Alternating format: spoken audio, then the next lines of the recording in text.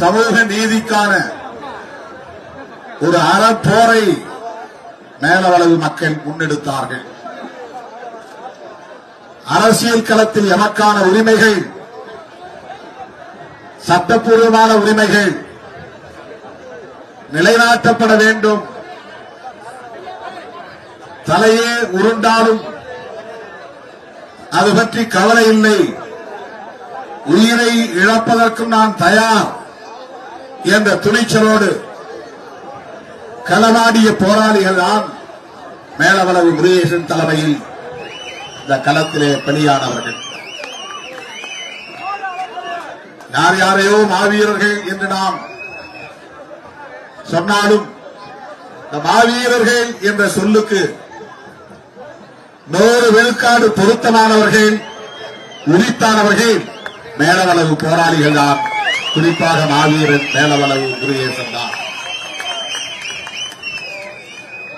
எதேச்சையாக 2 நபர்களுக்கு இடையிலே நடந்த மோதலில் தாக்கப்பட்டு உயிரிழந்தவன் அல்ல. சாதி வெறியர்கள் சட்ட அறிவு இல்லாமல், சமூக விழிப்புணர்வு இல்லாமல், அரசியல் புரிதல் இல்லாமல் சாதி பித்து மட்டுமே தலைக்கேறிய நிலையில் தமது ஆதிக்கத்தை நிலைநாட்ட வேண்டும் என்ற ஆணவத்தில் மேலவளவு ஊராட்சியை தனித்தொகுதியாக ஒதுக்கக்கூடாது என்ற கோரிக்கையை வைத்தார்கள். அது ஒரு அறியாமையில் எழுந்த கோரிக்கை, ஆணவத்தில் எழுந்த கோரிக்கை என்பது ஒரு புறம் இருந்தாலும் அது அரசியல் அறியாமையால் முன்வைக்கப்பட்ட ஒரு கோரிக்கை. இந்தியா முழுவதும் பஞ்சாயத்து ராஜ் சட்டம் நடைமுறைக்கு வருகிறது. அந்த சட்டம் வருவதற்கு முன்பு உள்ளாட்சி அமைப்புகளிலே இடஒதுக்கீடு கிடையாது. சட்டமன்ற தேர்தல்களில் இடஒதுக்கீடு உண்டு, நாடாளுமன்ற தேர்தல்களில் இடஒதுக்கீடு உண்டு. எஸ்சி எஸ்டி என்கிற பட்டியல்படுத்தப்பட்ட சாதிகளுக்கு அகில இந்திய அளவில் சட்டமன்ற தேர்தல்களிலும் நாடாளுமன்ற தேர்தல்களிலும் இடஒதுக்கீடு உண்டு. அரசியலமைப்பு சட்டப்பூர்வமாக புரட்சியாளர் அம்பேத்கர் அவர்கள் அதை உறுதிப்படுத்தி இருக்கிறார். 1932ஆம் ஆண்டு செப்டம்பர் திங்கள் 24ஆம் நாள் எலவாடா சிறைச்சாலையில் காந்தியடிகளோடு நடத்திய பேச்சுவார்த்தையின் விளைவாக அவர் கையெழுத்திட்ட பூனா ஒப்பந்தத்தின் மூலம் உறுதிப்படுத்தப்பட்ட ஒரு உரிமைதான் சட்டமன்ற தேர்தல்களிலும் நாடாளுமன்ற தேர்தல்களிலும் இந்த மக்களுக்கான இடஒதுக்கீடு என்பது உறுதிப்படுத்தப்பட்டது. உள்ளாட்சி அமைப்புகள் அப்போது அரசின் கட்டுப்பாட்டில் இல்லாமல் இருந்த காலம்.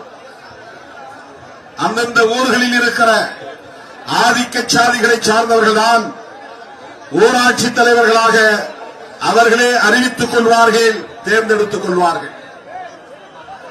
அதற்கு தேர்தல் என்பது கிடையாது, அதற்கு சட்டப்பூர்வமான வரையறைகள் எதுவும் கிடையாது.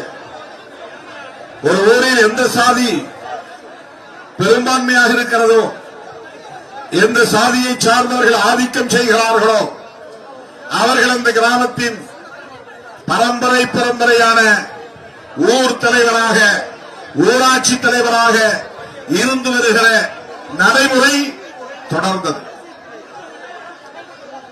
அதிலே ஒரு திருத்தம் கொண்டு வர வேண்டும், அரசின் கட்டுப்பாட்டுக்குள் கொண்டு வர வேண்டும், சட்ட வரையறையை கொண்டு வர வேண்டும் என்று நாடாளுமன்றத்திலே அவ்வப்போது கேள்விகள் எழுந்தன, விவாதங்கள் நடந்தன. அதன் அடிப்படையில் ராஜீவ்காந்தி பிரதமராக இருந்த போது கொண்டுவரப்பட்ட சட்டம் தான் பஞ்சாயத்து ராஜ், நகர்பாலிகா என்கிற 2 சட்டங்கள். பலமுறை நான் இதை பேசியிருந்தாலும் கூட மீண்டும் மீண்டும் இந்த அரசியல் புரிதலை நாம் பெற வேண்டியிருக்கிறது. புதிய இளைய தலைமுறையினருக்கு இதை சுட்டிக்காட்ட வேண்டிய தேவை இருக்கிறது, அறிந்து கொள்ள வேண்டிய தேவை இருக்கிறது. சட்டப்படியான வரையறையை கொண்டு வர வேண்டும் என்கிற விவாதங்களை அடுத்து உருவான சட்டங்கள் தான் பஞ்சாயத்து ராஜ் சட்டம், நகர்பாலிகா சட்டம். பஞ்சாயத்து ராஜ் என்பது ஊரகங்களில், கிராமப்புறங்களில் நடைபெறுகிற தேர்தலுக்கான சட்டங்கள். நகர்பாலிகா என்பது டவுன் பஞ்சாயத், முனிசிபாலிட்டி என்கிற நகர்ப்புறங்களுக்கான தேர்தல்களுக்கு உருவாக்கப்பட்ட சட்டங்கள். இந்த சட்டங்களில் முதல் முறையாக பெண்களுக்கும் இடஒதுக்கீடு வந்தது. எஸ்சி எஸ்டி என்கிற ஷெட்யூல் காஸ்ட், ஷெட்யூல் டிரைப்ஸ், இந்த சமூக பிரிவினருக்கும் இடஒதுக்கீடு சட்டப்பூர்வமாக உறுதிப்படுத்தப்பட்டது. இந்த சட்டம் 1989 நாடாளுமன்றத்தில் நிறைவேற்றப்பட்டவை நடைமுறைக்கு வந்தது. நாடாளுமன்றத்திலே சட்டங்களை இயற்றினாலும் கூட அந்த சட்டங்களுக்கு விதிமுறைகள் வரையறுக்க வேண்டும் என்பது ஒரு சட்ட வரையறை. ஆக்ட் என்பது வேறு, ரூல்ஸ் என்பது வேறு. ஒரு சட்டத்தை நடைமுறைப்படுத்துவதற்கு விதிமுறைகளை வரையறுக்க வேண்டும். அது 1995 தமிழகத்தில் வரையறுக்கப்பட்டது. 89 சட்டம் வந்தது, ஆக்ட். யூனியன் கவர்மெண்ட், டெல்லியிலே இருக்கிற ஒன்றிய அரசாங்கம், இந்திய அரசாங்கம் அந்த சட்டத்தை நிறைவேற்றியது. 5-6 ஆண்டுகளுக்கு பிறகுதான் தமிழ்நாட்டிலே அந்த சட்டத்திற்கான வரையறைகள் வந்தன. அதன் பிறகுதான் இம்ப்ளிமெண்ட், நடைமுறைக்கு வந்தது. அந்த சட்டத்தை நடைமுறைப்படுத்துகிற அந்த சூழலில் தான் உள்ளாட்சி தேர்தலும் அறிவிக்கப்பட்டது. 1990 இந்த இயக்கத்தின் தலைமை பொறுப்பை ஏற்ற நான், தேர்தல் பாதை நமக்கு வேண்டாம், பொது வாழ்க்கையில் கட்சி தொடங்குகிற போதே முதலமைச்சர் கனவோடு பலரும் கட்சி தொடங்குகிறார்கள். அடுத்த முதலமைச்சர் நாங்கள் தான் என்று ஒவ்வொருவரும் அறிவித்துக் கொள்கிற நிலைகளை நாம் பார்க்கிறோம். ஆனால் திருமாவளவன் பொது வாழ்க்கைக்கு வந்தபோது அரசியல் பதவி தேவையில்லை, மக்களுக்காக தியாகம் செய்வோம், சட்டமன்றத்துக்கு போவோம் என்று நான் பேசவில்லை, சிறைச்சாலைகளுக்கு செல்வோம் வாருங்கள். என்னை நம்பி என் பின்னால் வருகிற தோழர்கள் கருத்திலே பூமாலை விடும் என்று எண்ணி வர வேண்டாம். கைகளில் விலங்குகள் மாற்றப்படும், அதை புரிந்து கொண்டு வாருங்கள். சட்டமன்றத்திற்கு செல்வோம் என்ற கற்பனைகள் வேண்டாம், சிறைச்சாலை செல்வதற்கு தயாராக வாருங்கள். 1990 எனக்கு 27 வயது. நான் ஒரு அரசு ஊழியர். அப்போது நான் செய்த பிரகடனம் இதுதான்: வாழ்க்கையை முழுமையாக மக்களுக்கு ஒப்படைக்க தயாராக உள்ள இளைஞர்களே, உங்களை என் உயிரின் உயிராக நான் ஏற்றுக்கொள்கிறேன். என்னோடு அணிதிரண்டு வாருங்கள். கிராமம் கிராமமாக செல்வோம், மக்களை அமைப்பாக்குவோம், அரசியல் படுத்துவோம். புரட்சியாளர் அம்பேத்கர், தந்தை பெரியார், மாவேலை, மார்க்ஸ் போன்ற மனிதர்களின் கொள்கைகளை மக்களுக்கு எடுத்துச் செல்வோம். இதுதான் என் தொடக்க கால பிரகடனம், அறிவிப்பு. நான் பொது வாழ்க்கையை அடியெடுத்து வைத்த காலத்தில் இப்படித்தான் இயக்கத்தவர்களை நான் ஈர்த்தேன், அழைத்தேன், அமைப்பாக்கினேன். அப்போது தேர்தல்களில் பங்கேற்கிற நிலைப்பாடு எதுவும் கிடையாது. தேர்தலை புறக்கணிக்கிற காலத்தில் உள்ளாட்சி தேர்தல் வந்தது. உள்ளாட்சி தேர்தல் அறிவிக்கப்பட்ட நிலையில் மேலவளவு ஊராட்சி தலித்துகளுக்கு என்று ஒதுக்கப்பட்டது. இது சட்டப்படி நிகழ்ந்தது, யாரும் கோரிக்கை வைக்கவில்லை. மேலவளவிலே வாழக்கூடிய இந்த எளிய மக்கள், தலித் மக்கள், எங்கள் ஊராட்சியை எங்களுக்கு ஒதுக்குங்கள் என்று கேட்கவில்லை. இந்த மாவட்டத்தில் அதிகப்படியான மக்கள் தொகை கொண்ட ஊராட்சிகள் எவை எவை என்று அடையாளம் காணுகிற போது இடஒதுக்கீட்டின் அடிப்படையிலே இத்தனை ஊராட்சிகளை இந்த மதுரை மாவட்டத்தில் தனித்தொகுதிகளாக அறிவிக்கப்பட வேண்டும் என்கிற கட்டாயத்தின் அடிப்படையில் மதுரை மாவட்ட ஆட்சியர் தன்னுடைய அதிகார வரம்புக்கு உட்பட்டு எடுத்த முடிவு மேலவளவு ஊராட்சி தலித்துகளுக்கானது என்பது. இதுதான் அரசியல் அறிவு. இதை தெரிந்திருந்தால், இதை தெரிந்தவர்கள் அவர்களுக்கு தலைவர்களாக இருந்திருந்தால் அவர்களுக்கு எடுத்து சொல்லி இருப்பார்கள். பாவம், தலைவர்களுக்கு அந்த அரசியல் புரிதல் இல்லை. அதுதான் சிக்கல். அதுதான் சிக்கல். தமிழ்நாட்டிலே 30 மாவட்டங்கள், அன்றைக்கு 28 மாவட்டங்கள் தான், இன்றைக்கு 32 மாவட்டங்கள். அந்த மாவட்டங்களில் எல்லா மாவட்டங்களிலும் தனித்தொகுதிகள் ஏற்கப்பட்டு விட்டன. எங்கேயும் எதிர்ப்பு இல்லை. மதுரை மாவட்டத்தில் மட்டும்தான் பாப்பாப்பட்டி, கீரிப்பட்டி, ஒட்டக்காட்சியந்தல், மருதங்குடி மற்றும் மேலவளம், இந்த 5 ஊராட்சிகளில் மட்டும் தலித்துகள் விண்ணப்பம் செய்யக்கூடாது என்று சாதி வெறியர்கள் எதிர்ப்பு தெரிவித்தார்கள். தலித்துகள் அதனால் மேலவளவை தவிர பிற ஊராட்சிகளில் மனு போடுவதற்கே தயாராக இல்லை, அச்சப்பட்டு பின்வாங்கினார்கள். அந்த நேரத்தில் துணிச்சலாய் ஒருவன் எழுந்தான். அவன்தான் மாநில மேலவளவு முருகேசன். நாங்கள் கேட்கவில்லை, அரசு ஒதுக்கி இருக்கிறது. அரசு ஒதுக்கிய தனித்தொகுதியிலே வேட்புமனு தாக்கல் செய்வதற்கு எங்களுக்கு உரிமை இருக்கிறது. ஆனால் இந்த ஊரைச் சேர்ந்த சாதியவாதிகள் மந்தையிலே கூட்டம் போட்டு இந்த தலித் மக்களை அழைத்து யாரும் மனு போடக்கூடாது, நாங்கள் இதை பொது தொகுதியாக மாற்றப் போகிறோம், அதற்கான போராட்டத்தை அறிவிக்கப் போகிறோம், யாரும் மனு போடக்கூடாது என்று அச்சுறுத்தினார்கள். மீறி மனு போட்டால் தலை இருக்காது என்று எச்சரித்தார்கள். அப்படிப்பட்ட அச்சுறுத்தலையும் தாண்டி சட்டப்பூர்வமாக எங்களுக்கென்று ஒதுக்கப்பட்டிருக்கிற தனித்தொகுதியிலே வேட்புமனு தாக்கல் செய்வதற்கு கூட எங்களுக்கு உரிமை இல்லையா? தலையே போனாலும் வேட்புமனு தாக்கல் செய்வேன். 100 விழுக்காடு மாவீரன் என்கிற இந்த சொல்லுக்கு பொருத்தமானவன் மேலவளவு முருகேசன். அதிகாரிகள் எந்த பாதுகாப்பையும் தர தயாராக இல்லை. சாதி வெறியர்களுக்கு எடுத்துச் சொல்ல தயாராக இல்லை. அவர்களுக்கு அறிவுறுத்துவதற்குரிய ஆற்றல் அவர்களிடத்திலே இல்லை. நீ தலைகீழாக நின்னாலும் இதை மாற்ற முடியாது என்று சொல்ல ஆள் இல்லை. அவர்களை வழிநடத்தக்கூடிய தலைவர்களுக்கும் அந்த புரிதல் இல்லை.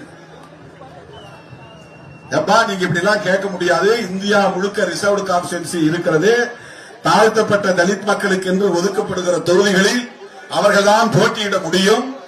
10 ஆண்டுகளுக்கு அவர்களுக்கு என்று ஒதுக்கப்பட்ட தொகுதிகளில் வேறு யாரும் கேள்வி எழுப்ப முடியாது. மீண்டும் மறுவரையறை செய்கிற போதுதான் 10 ஆண்டுகளுக்கு பிறகுதான் மறுவரையறை என்பது நடக்கும். இதெல்லாம் சட்ட அறிவு, அரசியல் அறிவு, இதெல்லாம் இல்லை. அவர்களுக்கு எடுத்துச் சொல்லக்கூடியவர்கள் அந்த புரிதல் இல்லை. சொல்லி இருந்தால் இது நடந்திருக்காது. அவர்களுக்கு அப்படி எடுத்துச் சொல்லுகிற தலைமை இருந்திருந்தால் இவ்வளவு பெரிய கொடூரம் இங்கே நடந்திருக்காது. சொல்ல ஆள் இல்லை, தூண்டிவிட ஆள் இருந்தால் அதுவே அறியாமைதான். எந்த போராட்டம் நடத்தினாலும் சட்டப்படி அறிவிக்கப்பட்ட தனித்தொகுதியை மாற்ற முடியாது. எலெக்ஷன் கமிஷன், தேர்தல் ஆணையம் நோட்டிபிகேஷன் அறிவிப்பு செய்துவிட்டார். அதன் பிறகு நீ உச்ச நீதிமன்றம் போனால் கூட அதை மாற்ற முடியாது. இந்த புரிதல் அவர்களுக்கு இல்லை. அந்த சமூகத்தினரை வழிநடத்தக்கூடிய சாதி சங்க தலைவர்களுக்கு இல்லை. சொல்ல ஆள் இல்லை. அதிகாரிகளும் சொல்லுகிற நிலையில் இல்லை. சொன்னாலும் கேட்கிற அளவுக்கு அவர்களுக்கு பொறுமை இல்லை. நாங்கள் சொன்னால் எவரும் மீற முடியாது. நீங்கள் சொன்னால் நாங்கள் கட்டுண்டு கிடக்க அந்த காலம் இல்லை, இது வேறு காலம். சிறுத்தைகள் இயக்கம் உருவாகிவிட்ட காலம் 1990களில் மதுரை மண்ணிலே வேர் பிடித்த இயக்கம். பகலிலே அலுவலகம் செல்வேன், இரவிலே கிராமங்களுக்கு சென்று மக்களை கூட்டி ஓரிடத்திலே அமர வைத்து அவர்களிடத்திலே பேசுவேன். இப்படித்தான் என் பயணம் தொடங்கியது. சோசியல் மீடியாவிலே உருவான இயக்கமில்லை விடுதலை சிறுத்தைகள் கட்சி. ஊராக நடந்து போய் மக்களை சந்தித்து இரவெல்லாம் கண்விழித்து மக்களிடத்தில் அரசியல் பேசி வெவ்வேறு இயக்கங்களிலே கட்டுணர்ந்து கிடந்தவர்களை எல்லாம் மீட்டு அவர்களிடத்திலே விழிப்புணர்வை ஏற்படுத்தி ஒவ்வொரு ஊராக ஒவ்வொரு கொடியை ஏற்றி இரவெல்லாம் கிராமங்களுக்கு சென்று திரும்ப வருவதற்கு பேருந்து கிடைக்காமல் லாரிகளிலே ஏறி, செங்கல் லாரிகளிலே ஏறி, மணல் லாரிகளிலே ஏறி எங்காவது ஒரு இடத்திலே இறங்கி நடந்து செல்லுகிற ஒரு பயணமாகத்தான் தொடக்க கால பயணம் இருந்தது. விடிந்த பிறகுதான் வீடு போய் சேருவோம், படுத்து எழுந்திருக்க நேரம் இருக்காது. அப்படியே பல் துளைக்கி விட்டு குளித்து முடித்து விட்டு அவசரமாக சைக்கிளை எடுத்துக்கொண்டு அலுவலகம் நோக்கி ஓடுவேன். நான் அலுவலகம் போய் சேருவதற்கு முன்னதாக அங்கே எந்த கிராமத்தில் இருந்தோ ஏதோ ஒரு பகுதியில் இருந்தோ மக்கள் வந்து காத்திருப்பார்கள். எங்கள் ஊரை தாக்கிவிட்டார்கள், எங்கள் பெண்களை தாக்கிவிட்டார்கள், தடுகொலை செய்து விட்டார்கள், போகிற வழியை அடைத்து விட்டார்கள் என்று ஏதேனும் ஒரு புகாரோடு வந்து கண்ணீரும் கம்பளையுமாய் இருக்கக்கூடிய மக்களை அங்கே நான் சந்திக்க நேரம். அலுவலகத்திற்குள்ளே ஒரு மணி நேரம் இருக்கிறேன் என்றால் வெளியிலே ஒரு மணி நேரமோ 2 மணி நேரமோ அவர்களோடு நின்று நாம் பேச வேண்டும். இப்படித்தான் அந்த காலம் தொடங்கியது, அந்த பயணம் தொடங்கியது. தேர்தல் பாதை வேண்டாம் என்று பிரகடனப்படுத்திவிட்டு மக்களை அமைப்பாக்கக்கூடிய அந்த களப்பணிகளை ஆற்றிக் கொண்டிருந்த வேளையில்தான் ஒரு செயற்குழு கூட்டத்திலே தம்பி ஆற்றல் அரசு அன்றைய சக்திவேல் உள்ளிட்ட தோழர்கள் வந்து இந்த பிரச்சனையை சொன்னார்கள். நான் ஒரே வார்த்தையிலே நாம் தான் தேர்தலை புறக்கணிக்கிறோமே, விடு, அதை பற்றி பேச வேண்டாம் என்று சொல்லிவிட்டு போனாலும் என் மண்டைக்குள்ளே அது ஓடிக்கொண்டே இருந்தது. அதன் பிறகுதான் என்னுடைய தமக்கை வசிக்கும் திருமாந்துரை கிராமத்திலே ஒரு செயற்குழு கூட்டத்தை கூட்டி இது பற்றி விவாதித்தோம். உள்ளாட்சி அமைப்புகளிலே இடஒதுக்கீடு என்பது நடைமுறைக்கு வந்திருக்கிறது. மேலவளவிலே இப்படி ஒரு நெருக்கடி இருக்கிறது, பல்வேறு பகுதிகளிலே சிக்கல் இருக்கிறது. அப்போது வேட்புமனுவை தாக்கல் செய்யவில்லை, செய்யாத போது அதன் பிறகுதான் முருகேசனை அழைத்து வருகிறார்கள். தல்லாகுளத்திலே நான் தங்கியிருந்த 10க்கு 10 அறையிலே வந்து என்னை சந்தித்தார். ராஜானுபாகுவான தோற்றம் கொண்ட மாவீரன் முருகேசன். அவரிடத்திலே நான் கேட்டேன், உனக்கு அச்சம் இல்லையா? ஏன் வீம்புக்கு வேட்புமனு தாக்கல் செய்ய துடிக்கிறாய்? கேட்டேன். அட விடுங்க, நான் உயிர் போனா போட்டோம், வேட்புமனு தாக்கல் பண்ணுவேன். அந்த தம்பி சொன்ன வார்த்தை இன்றைக்கு பசுமையாக நினைவிருக்கிறது. அப்படி என்றால் என்ன கோரிக்கை? உங்கள் கட்சியை சார்ந்த அவர் சொன்ன வார்த்தை. அப்போது அவர் திமுகவில் இருந்தார். விடுதலை சிறுத்தைகள் இயக்கத்தை சார்ந்த கம்மாப்பட்டி வையங்கருப்பன் என்பவர் வேட்புமனு தாக்கல் செய்கிறார், அவர்கிட்ட சொல்லுங்க. கைலம்பட்டியை சார்ந்த தோழர்களும் கம்மாப்பட்டியை சார்ந்த தோழர்களும் வேட்புமனு தாக்கல் செய்ய விரும்புகிறார்கள். நாம எல்லாரும் சேர்ந்து ஒரு ஆளா நின்னாதான் நல்லது. உங்க கட்சியிலிருந்து யாரும் போட்டியிட வேண்டாம். விடுதலை சிறுத்தைகள் தேர்தல் பாதையில் உடன்பாடு கொண்ட இயக்கம் இல்லை. அப்படி இருந்தால் அவர்களை நான் தடுத்து விடுகிறேன். உங்களுக்கு ஒன்றும் பிரச்சனை இல்லை என்றால் நில்லுங்கள், இல்லை என்றால் வீண் வம்பு வேண்டாம் என்று அறிவுறுத்தினேன். நான் மோடு முட்டியாக இருந்திருந்தால், மதுரையில மோடு முட்டினா முட்டா பயன் இருக்கும்,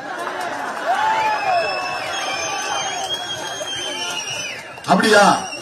அதை விடக்கூடாது, நீ போய் நில்லு பாத்துக்கிற அப்படின்னு தான் சொல்லியிருப்பேன். ஆனால் அன்றைக்கே எனக்கு ஒரு பொறுப்புணர்வு இருந்தது. மோடுமுட்டித்தனமாக எந்த விஷயத்தையும் அணுகக்கூடாது. அங்கே சாதிவெறியர்கள் எச்சரிக்கை விடுக்கிறார்கள் என்றால் உன் பாதுகாப்பு முக்கியம் என்று சொன்னவன் திருமாவளவன். உன் பாதுகாப்பு முக்கியம். ஒரு முறைக்கு 2 முறை யோசித்து முடிவெடு. அவசரப்பட வேண்டாம், வீண் வம்பு வேண்டாம்.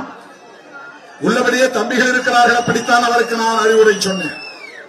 வீட்டுக்கு திரும்பிவிட்டு மறுபடியும் வந்துதான், இல்லை நான் இருக்கிறேன், என்ன ஆனாலும் நான் இருக்கிறேன். அந்த வீரம் தான் இன்றைக்கும் என் கண்களில் அப்படியே பசுமையாக பதிவாகி இருக்கிறது. தெரிந்தே களத்தில் இறங்கினான், அவன்தான் மாவீரன். எதேச்சியா நடந்ததில்லை, எசக பிசகா போய் மாட்டிக்கல, சடன் ப்ரொவோகேஷன் நடந்ததில்லை. பேசிக்கிட்டு இருக்கிறோம், தகராறு வருது, திடீர்னு ஒருத்தன் ரவுடி பை அட்டாக் பண்றான், அதனால ஒருத்தன் சுரண்டு விழுந்து சாகிறான். அப்படி அல்ல. தூங்கிக்கிட்டு போது சில பேர் எண்ணிக்கைக்காக வந்து கழுத்தறுத்து கொலை பண்ணிவிட்டு ஓடுவார்கள். அப்படி பலியான தோழர் அல்ல. எதிரிகள், சாதி வெறியர்கள் எச்சரிக்கை விடுக்கிறார்கள், கெடு விதிக்கிறார்கள், மீறினால் கொலை செய்வோம் என்கிறார்கள், தலையை அறுப்போம் என்கிறார்கள்.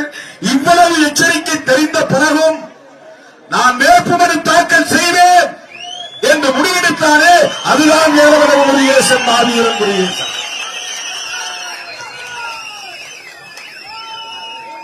நெருக்கடிகள் சூழ்ந்த போதும் கொள்கை நெறிப்படியே வாழ்தல் வீரம். அப்போது முருகேசனை நினைவிலே வைத்து நான் எழுதிய வரிகள் தான் இந்த வரிகள். அருவாளை தூக்கிறதுக்கு பேர் வீரம் இல்ல, 10 பேர் ஒழுங்கிருந்து வெட்டுறதுக்கு பேர் வீரம் இல்ல. அப்பாவிகளை, நிராயுதபாணிகளை 50 பேர் சூழ்ந்து வளர்ச்சிட்டு ஓங்கி ஓங்கி வெட்டுறது கோழைத்தனம். அது எவன் ஒருவன் எதிரியே எதிரியின் கையில் ஆயுதம் இருக்கும் போது அவனோடு மோதுகிறவன் தான் வீரன். பதுங்கியிருந்து வீரன், பதுங்கியிருந்து வெட்டுகிறவன் கோழைத்தனம். அது ஒருபோதும் வீரமாக. அருவாள் தூக்குவதில் வீரமில்லை, கொடுவாளை வீசுவதில் வீரமில்லை. நெருக்கடிகள் வருகிற போதும் எதிர்த்து நிற்பதுதான் வீரம். நெருக்கடிகள் சூழ்ந்த போதும் கொள்கை நெறிப்படியே வாழ்தல் வீரம். நெருப்பலைக்குள் வீழ்ந்த போதும் அடிமை நெறி மீறி பாய்தல் தீரம். வீரம்னா என்ன, தீரம்னா என்னன்னு அன்னைக்கு நான் 4 வரி எழுதினேன். அண்ணா பஸ் ஸ்டாண்ட்ல நின்றுகிட்டு நான் யோசித்து எழுதிய முழக்கம் இந்த முழக்கம். அண்ணா பேருந்து நிலையத்தில் என் வாழ்நாளில் நான் பார்த்த ஒரே மாவீரன் மேலவளவு முருகேசன். நான் சந்தித்த ஒரே மாவீரன் மேலவளவு முருகேசன். எங்கள் 35 ஆண்டு கால பொது வாழ்வில் எத்தனையோ பெயர்களை இந்த அடைமொழியோடு நான் கேள்விப்பட்டிருக்கிறேன். மேடைகளில் பேசுகிற மாவீரன் அல்ல, களத்தில் எதிரிகளை நேருக்கு நேர் சந்தித்த ஒரு மாவீரன் மேலவளவு முருகேசன். எங்களுக்கான உரிமை அது, சட்டப்பூர்வமான உரிமை அது. அதை நசுக்குவதற்கு உனக்கு என்ன அதிகாரம் இருக்கிறது? அதை பறிப்பதற்கு உனக்கு யார் அதிகாரம் தந்தது? அதனால் என் உயிர் போனாலும் அந்த உரிமையை நிலைநாட்டுவேன். அதுதான் கொள்கை நெறிப்படி வாழ்தல் வீரம். தோழர்களே, அப்படித்தான் இந்த இயக்கம் தேர்தல் பாதையை நோக்கி நகர்ந்தது. மேலவளவு முருகேசனுக்கு எப்படி துணை நிற்பது, இதை எப்படி எதிர்கொள்வது, இதை எப்படி அணுகுவது என்கிற கேள்விக்கு விடை தேடிய போதுதான் நாம் வெறும் அரட்டுத்தனமாக தேர்தல் புறக்கணிப்பை ஒரு உத்தியாக கையாளக்கூடாது. மக்களின் உணர்வுகளை புரிந்து கொண்டு மக்களின் தேவைகளில் இருந்துதான் நாம் முடிவுகளை எடுக்க வேண்டும். இப்ப கூட மதுவழிப்பு மாநாடு அறிவித்திருக்கிறேன். இது வரட்டுத்தனமான கோரிக்கை அல்ல, மக்களின் கோரிக்கை. அரசியல்வாதிகள் எல்லாம் கள்ளச்சாராயத்தை ஒழியுங்கள் என்கிறார்கள். கள்ளக்குறிச்சியிலே பாதிக்கப்பட்ட மக்கள் எல்லாம் அரசு மதுபான கிளைகளை மூடுங்கள் என்கிறார்கள். அதுதான் மக்கள் கோரிக்கை. அதனால்தான் விடுதலை சிறுத்தைகள் மதுவிலக்கை சொல்கிறது. மக்களை படித்தோம், மக்களுடைய கோரிக்கைகள் என்ன, அதிலிருந்துதான் முடிவெடுக்கிறோம். நான் மக்களை சந்திப்பதற்கு முன்னால், வெகு மக்களை சந்திப்பதற்கு முன்னால் தேர்தல் புறக்கணிப்பை ஒரு உத்தியாக அறிவிப்பு செய்தேன். மக்களை களத்தில் சந்தித்த பின்னால் தேர்தல் புறக்கணிப்பு என்பது ஒரு உத்தி, சரியான உத்தியாக இருக்க முடியாது. இந்த தேர்தலில் நாமும் பங்கேற்க வேண்டும், மக்களை வழிநடத்த வேண்டும். நாம் தான் மாற்று என்று மக்களுக்கு சொல்ல வேண்டும் என்கிற அறிவை பெற்று பாடத்தை கற்று அதிலிருந்து எடுத்த முடிவுதான் விடுதலை சிறுத்தைகள் கட்சி தேர்தல் பாதைக்கு திரும்பியது. தோழர்களே, முருகேசன் விண்ணப்பம் செய்து விட்டார். அதன் பிறகு நடந்த கதைகள் நிறைய. அன்றைக்கு நான் ஒரு சராசரி நபராக இருந்திருந்தான், ஒரு ரவுடியாக இருந்திருந்தான். என்னை பல பேர் ஆத்திரமூட்டினார்கள். விடக்கூடாது, பதிலுக்கு பதில் செய்ய வேண்டும், யாரையாவது செய்ய வேண்டும். இதுதான் ரவுடிகளின் வேலை. செஞ்சவனை செய்வது என்பது வேறு.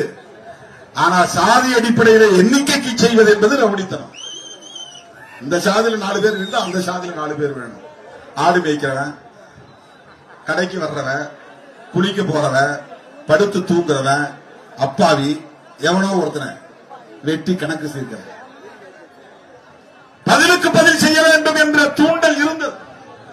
ஆனால் அன்றைக்கு எனக்கு இருந்த பொறுப்புணர்வின் அடிப்படையில் நான் அப்படி தவறான வழிகாட்டுதல் எதையும் செய்யவில்லை.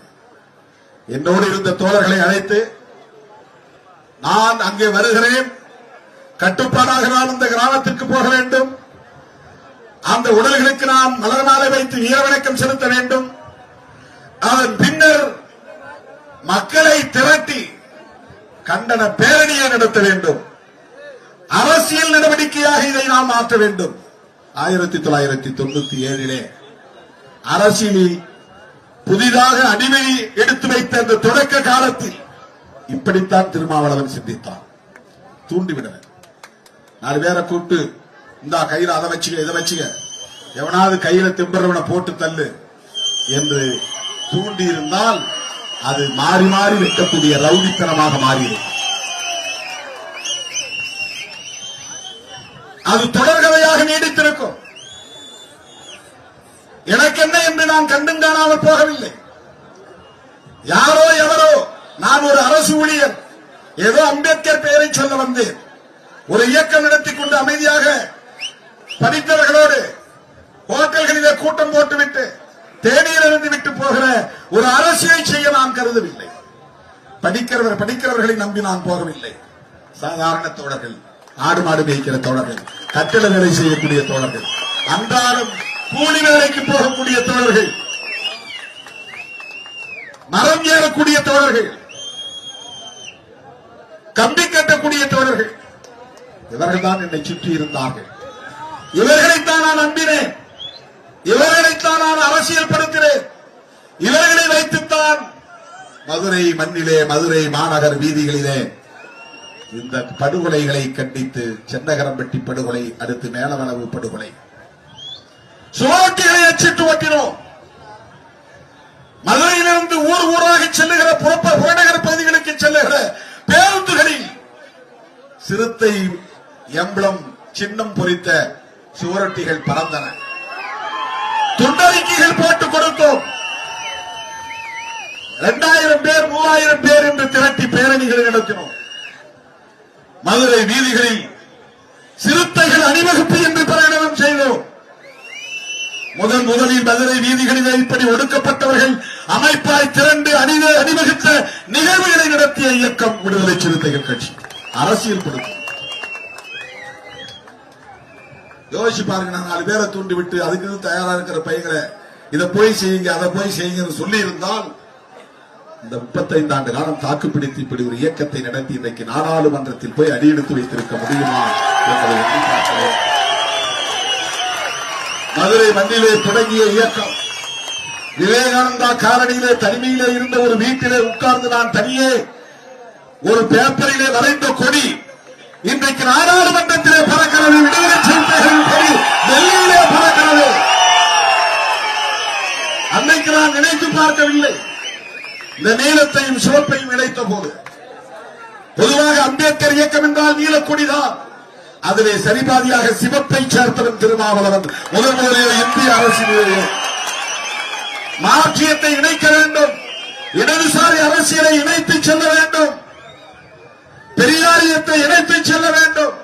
இப்படித்தான் இந்த இயக்க தோழர்களை நான் அரசியல் படுத்தினேன்.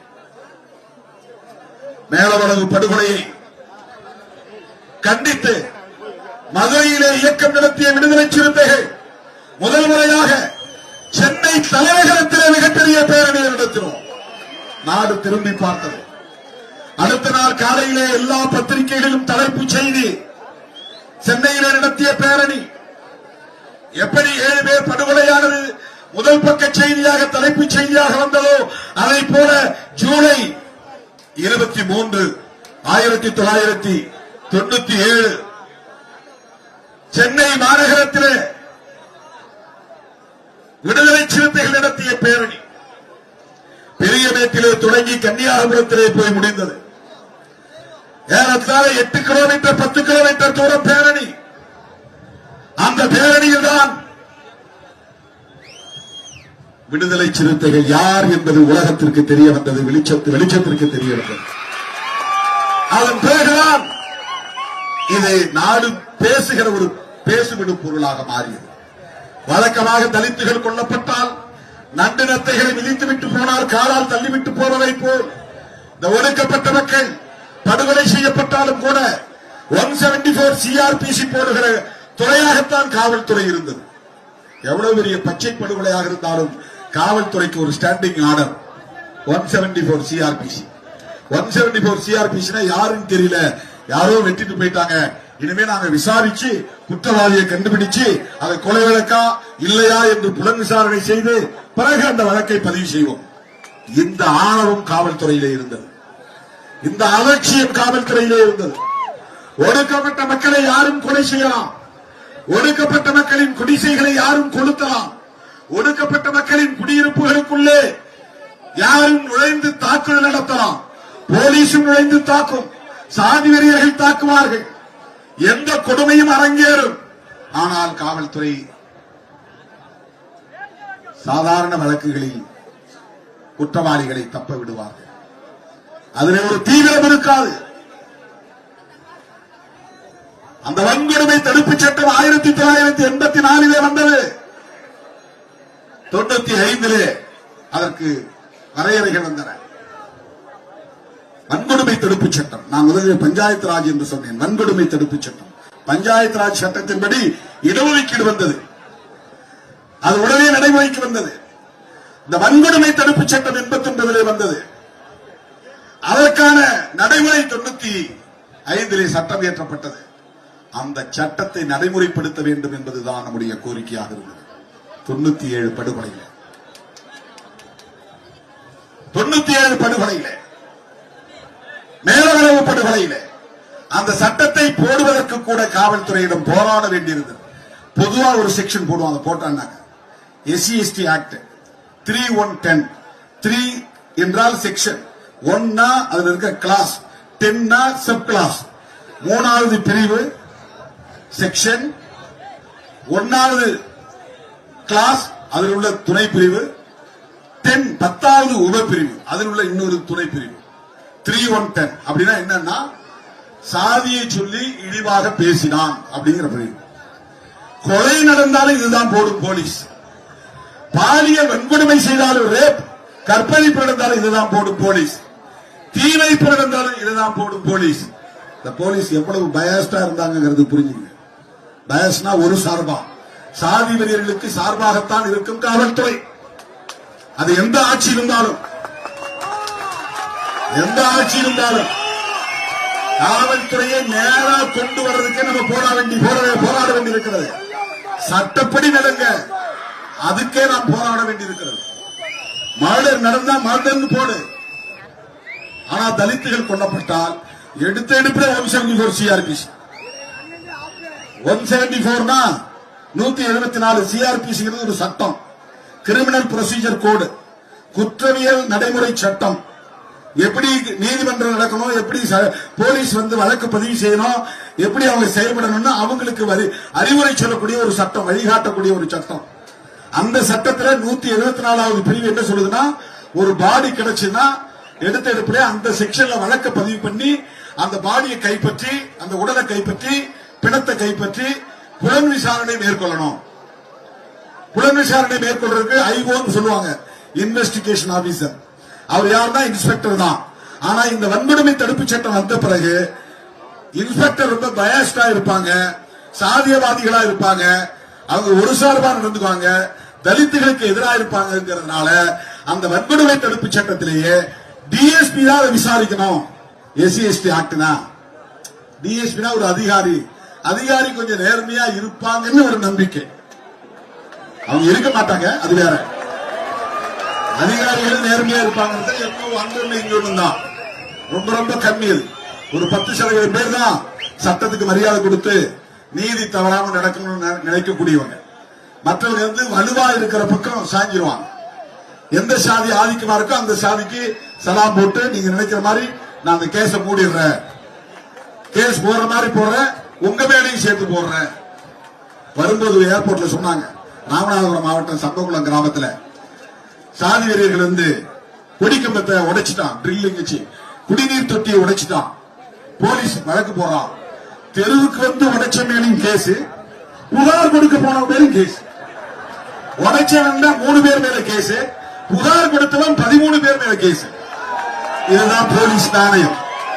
போலீஸ் புத்தி இதுதான். கேடுகட்ட புத்தி, சாதி புத்தி, ஒரு சார்பான புத்தி, பாரபட்ச புத்தி, வெட்கக்கேடாக இருக்கிறது. இதெல்லாம் எதுக்கு IPS படிச்சுட்டு வந்தாங்க தெரியும். ஒரு நேர்மை இதெல்லாம் என்ன படிச்சு என்ன புண்ணியம்? ஒரு நேர்மை இருக்கணும்ல. விக்டிம்ஸ் மேல கேஸ் போடுறது நேர்மையான ஆளா, பாதிக்கப்பட்ட மேல கேஸ் போடுறான். கேட்டா IPS நாக்கு வலிக்கிறதுக்காது. உங்க நேர்மையே இல்ல, அப்புறம் படிச்சு என்ன புண்ணியம்? நேர்மையே இல்லையே. பாதிக்கப்பட்ட புகார் கொடுக்குறான், அவன் மேல 13 பேர் மேல கேஸ்.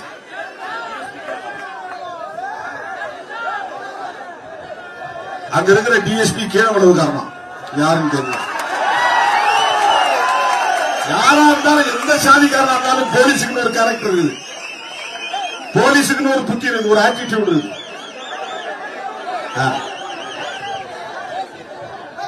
பாதிக்கப்பட்ட ஊரை பொறுத்துருவான், ஊருக்குள்ள அடிப்பான். கருவனூர்ல ஊருக்குள்ள அடிக்கிறான், தீ வச்சு கொளுத்துறான். அந்த ஊர்ல இருந்த மக்கள் மேல கேஸ் போடுறான் போலீஸ். என்ன இது என்ன நியாயம்? இது எந்த சட்டத்துல இடம் இருக்குது? கேட்டா அவங்க கண்டுபிடிச்சு வச்சுக்கலாம், போலீஸ வேலை செய்ய விடாம தடுத்தாங்க. இது இந்தியா முழுக்க இருக்கு, தமிழ்நாட்டில் மட்டும்.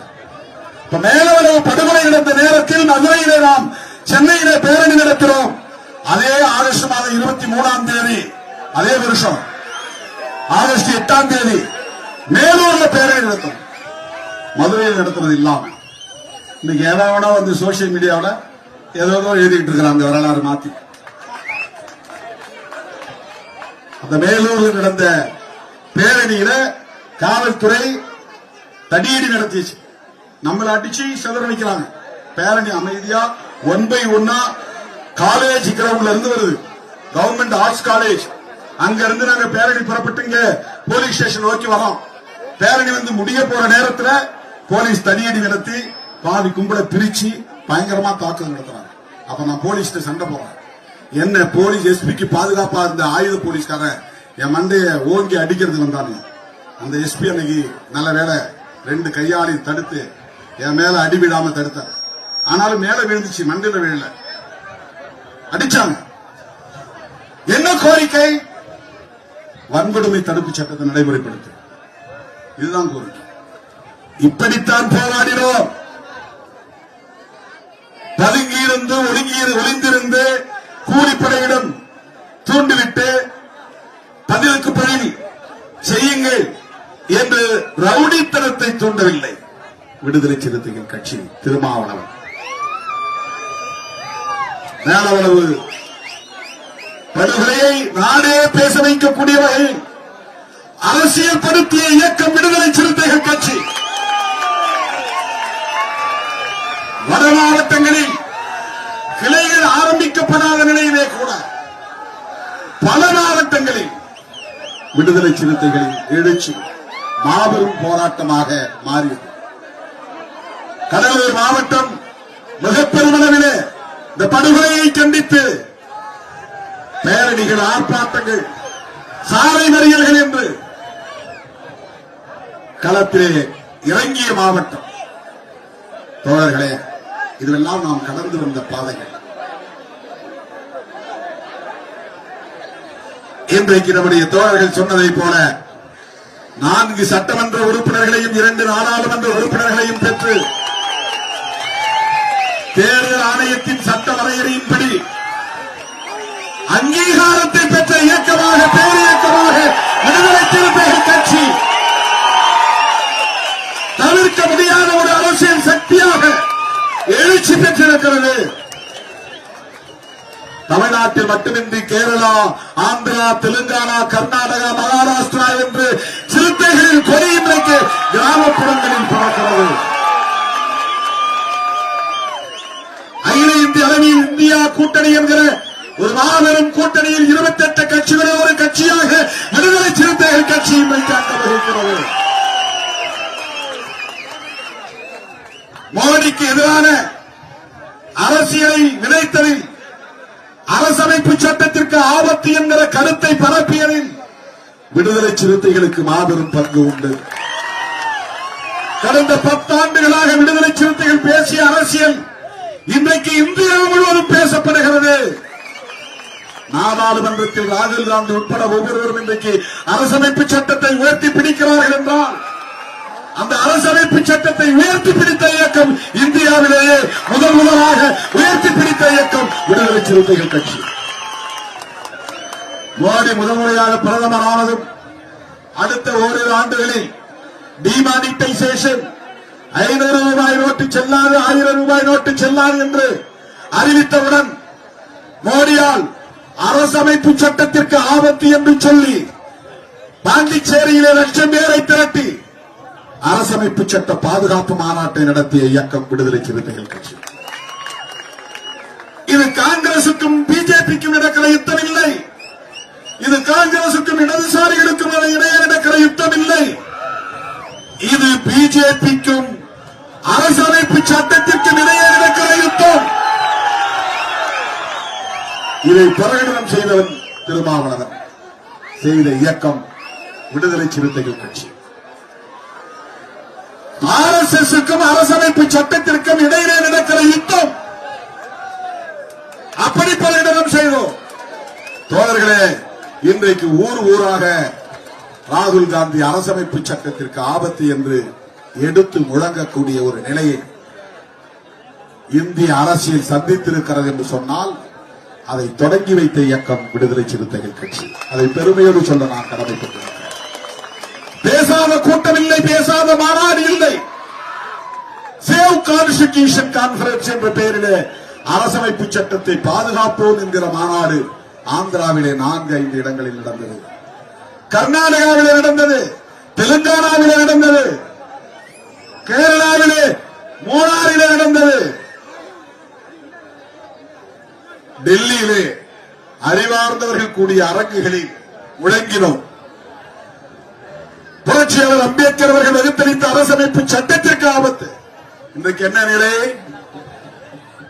வெற்றி பெற்று பதவியேற்க போனதும் மோடி முதலில் தலை வணங்கியதே அரசமைப்பு சட்டத்தில் தான். அரசமைப்பு சட்டத்தில் தான் ஆணவத்தோடு ஆட்சி செய்து கொண்டிருந்த கும்பலை அரசமைப்பு சட்டத்தை முத்தமிடக்கூடிய வகையிலே, அரசமைப்பு சட்டத்தை தொட்டு வணங்கக்கூடிய வகையிலே தலைவணங்க செய்திருக்கிறோம். அதிலே விடுதலை சிறுத்தைகளின் பங்கு மகத்தானது என்பதை சொல்ல நான் கடமைப்பட்டிருக்கிறேன். அருமை தோழர்களே, இன்றைக்கு அங்கீகாரம் பெற்று அந்த தகுதி நிலையை எட்டி அதன் பிறகு முதலாக நான் வேலவளவுக்கு வந்திருக்கிறேன். சென்னையிலே நடைபெற்ற கூட்டத்தில் நான் ஒன்றை சொன்னேன். தேர்தல் அரசியலுக்கு திரும்பியதும் சிதம்பரம் தொகுதியிலே நானே வேட்பாளராக போட்டியிடக்கூடிய நிலை உருவானது.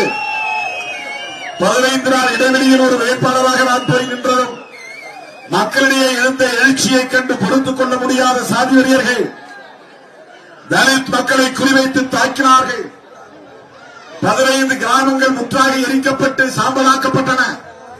நூற்றுக்கணக்கான கிராமங்கள் தாக்கப்பட்டன. நூற்றுக்கணக்கான இளைஞர்கள் காயம்பட்டார்கள், ரத்தம் சிந்தினார்கள். அந்த இளைஞர்களுக்கு நான் இந்த அங்கீகார வெற்றியை காணிக்கையாக்குகிறேன் என்று சொன்னேன்.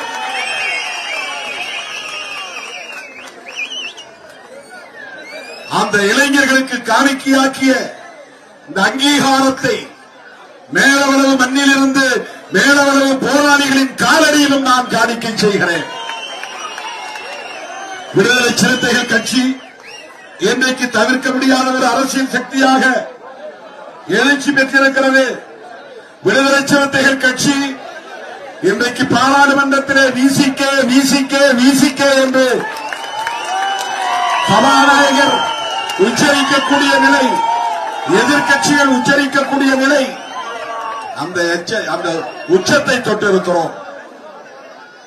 இன்றைக்கு விடுதலை சிறுத்தைகள் கட்சியை சார்ந்த சட்டமன்ற உறுப்பினர்கள் சட்டமன்றத்திலே முழங்குகிற முழக்கம் நாட்டையே திரும்பி பார்க்க வைக்கிறது.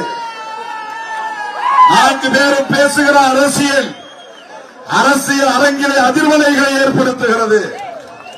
விடுதலை சிறுத்தைகளின் நாடாளுமன்ற உறுப்பினர்கள் இந்தியாவிலேயே டாக்டர் பட்டம் பெற்ற 2 பேர், இந்தியாவிலேயே டாக்டர் பட்டம் பெற்ற அரசியல் தலைவர்கள். டாக்டர் பட்டம் பெற்ற நாடாளுமன்ற உறுப்பினர்கள் மொத்தம் 28 பேர். அந்த நாடாளுமன்ற உறுப்பினர்கள் 28 பேரில் 2 பேர் தலித் சமூகத்தை சார்ந்தவர்கள். ஒருவர் திருமாவளவன், இன்னொருவர் ரவிக்குமார். இந்த 2 பேரும் விடுதலை சிறுத்தைகள் கட்சியை சார்ந்தவர்கள். இப்படியெல்லாம் இன்றைக்கு நாடே பேசுகிறது, ஊடகம் பேசுகிறது. இந்த நிலையை நாம் எட்டியிருக்கிற சூழலில் அருமை தோழர்களே, கள்ளக்குறிச்சியில் நடந்த நச்சுச்சாராய சாவுகளை பற்றி நான் ஆர்ப்பாட்டத்திலே பேசினேன். அதை மீண்டும் பேச நான் விரும்பவில்லை. அப்போது செய்த அறிவிப்பை மறுபடியும் நான் இங்கே மேலுறுதி செய்கிறேன். புரட்சியாளர் அம்பேத்கர் அவர்களின் சமூக நீதி கொள்கைகளை எப்படி நாம் ஏற்றுக்கொண்டு அதை முன்னெடுத்து செல்கிறோமோ அதை போல அந்த களத்திலே சமகாலத்தில் புரட்சியாளர் அம்பேத்கர் அவர்களை தன் தோழனாக ஏற்றுக்கொண்டு சமூக நீதிக்காக போராடியவர். 2 பேரும் மதுவிலக்கில் உறுதியாக இருந்த தலைவர்கள். ஒருவர் புரட்சியாளர் அம்பேத்கர், இன்னொருவர் தந்தை பெரியார். 2 பேருமே மதுவிலக்கு கொள்கையில் உறுதியாக இருந்தவர்கள். சமூக நீதிக்காக தன் வாழ்வை ஒப்படைத்துக் கொண்டவர்கள். கார்ல் மார்க்ஸ் மதத்தையே அபின் என்று சொன்னவர். மத பற்று என்பது மனிதனை மயக்கும். அபின் என்றால் ஒரு போதைப் பொருள், போதை மருந்து. ஆகவே மதுவும் வேண்டாம் மதமும் வேண்டாம் என்று சொன்னவர் மாமேதை மார்க்ஸ். மதுவும் வேண்டாம் மதமும் வேண்டாம் என்று சொன்னவர் மாமேதை மார்க்ஸ்.